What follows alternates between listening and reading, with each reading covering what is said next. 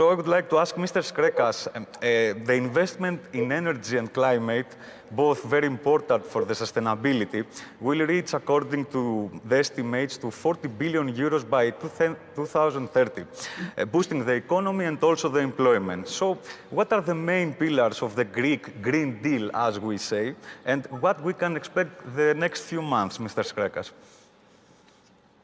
Well, let me first say that Greece at the moment has designed and currently implementing one of the most ambitious strategies in energy and climate in Europe. So it is certainly a fact that the green transition drives a really fast reversal of our economy. Currently, an investment boom is already happening. By the end of the year, of this year, for example, we will direct more than 500 million euro, approximately €500 million from the RRF, from the Recovery Fund, on crucial green actions. And this amount will be tripled next year, exceeding 1.5 billion euro. So in total, we are going to allocate more than 5 billion euro from the RRF to 21 green actions across the entire spectrum of energy and environment. And this will take place over the next 5 years. Let me say that by 2030, the investments that we intend to mobilize, according to our national plan for energy and climate, exceed 44 billion euro, as you said. So, for example, renewable projects amount up to 9 billion euro. Another 9 billion euro are going also to be invested in order to upgrade and to modernize the electricity grids, also for interconnected or non-interconnected islands. So with those investments, we enhance the network stability and, of course, the flexibility of the electrical system. And, of course, as you can understand, this is very crucial in order to allow renewable share to go beyond 60%, so to increase the penetration of renewables into our energy mix by the end of the decade, compared to 30% that it is today.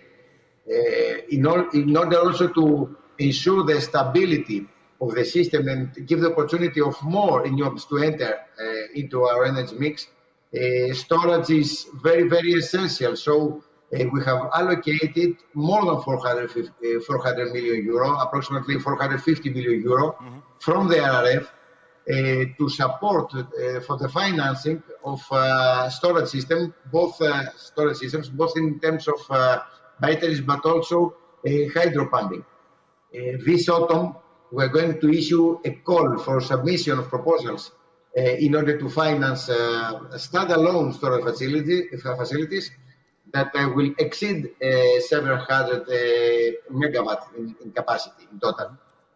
So you can understand that this is a very important action. And also, let me say that the tender will take place finally during the first quarter of 2022, following, of course, the approval of the terms by the European Commission, because we're going to notify the scheme that we would like to follow. So let me also say that 11 billion euro will be directed to energy efficiency by 2030. So also we have allocated 5 billion euro for circular economy. As you can see, we follow a holistic approach in order to transform our country to a green economy, and beyond all, to offer quality of life in our citizens, which is our main aim. Mr. Skrekas, Mr. Balkenende just mentioned that we need more partnerships, we need a common language. So I would like to ask you, what are the key elements of your planning, of the government planning for the post-COVID era? And your main bet, also personal bet, because you are in charge of one of the most critical policy portfolios of the Greek government. Well, let me say that, first of all, I firmly believe that a green economy is a resilient economy. That is why our recovery plan is coherent, is inclusive, and well-based, let's say.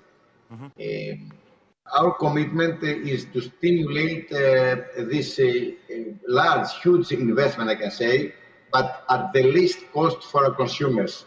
That is why we have designed efficient energy markets, promoting fair competition, new services and business models in order to keep energy prices at low levels and at competitive rates.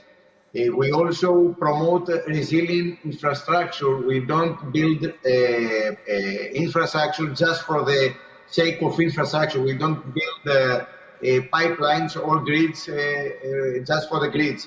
We want all this to serve finally the final consumer, who is the one who is going to pay the bill.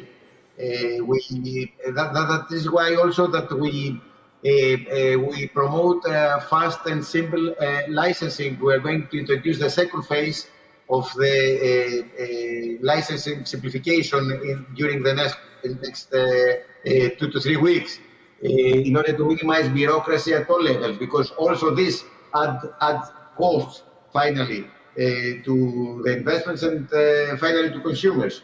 That is why also we want to provide visibility to investors. And that is why we have promoting, and we have we are waiting for the clearance of the new scheme regarding renewable auctions by the European authorities, regarding also the offshore wind investments, the investments in storage, energy storage systems, green PPAs that we want to develop, our CRM capacity in order to support and let's say make the investors take the investment decisions in the near future, so as to replace the dirty lignite as well as hydrogen. We also promote international collaborations, which will ensure diversification and, of course, synergies. So let me emphasize that our policies are not simply driven by economics, and this is the most important thing, because people are at the center of our policy, and as I said, finally the consumers are the ones that they're going to pay the bill, the taxpayers. So we have to be very programmed, very responsible in the decisions, the political decisions that we make, because it is clear no citizen should be left behind in this transition and the new opportunities that will arise. Mr. Skrekas, there is no sustainable future if we don't have this, we don't safeguard the right of citizens to clean and affordable energy. I would like your comment on this. It's a big problem in Europe. About 50 million of European citizens are excluded from energy. Well, after the revision of my major, that I'm one of his many voters, let me say that indeed tackling energy poverty is one of our main priorities, and we have a concrete action plan. In June, for example, we will announce a renovation scheme, which is also going to be focused on vulnerable households. Our goal is to reduce by at least 50% the carbon footprint of vulnerable households by 2025, and by 75% until 2030 compared to 2016. Of course, as you can understand, this will have also a beneficial effect to the household budget, because cutting emissions by consuming less energy also means smaller bills. We also create a new scheme, a permanent safety net for vulnerable consumers, facilitating renewable energy via net metering. And we have already increased the budget for supply reconnection, so to reconnect households where the electricity has been cut off, let's say, defining specific, fair, social and economic criteria. So overall, we develop also schemes of all kinds to address energy poverty, because it is evident the green transition unravels a huge spectrum and range of solutions, not temporary solutions, but permanent and resilient solutions. We all have policies, we all should have policies, let's say, in place to exploit this challenge and reshape our country.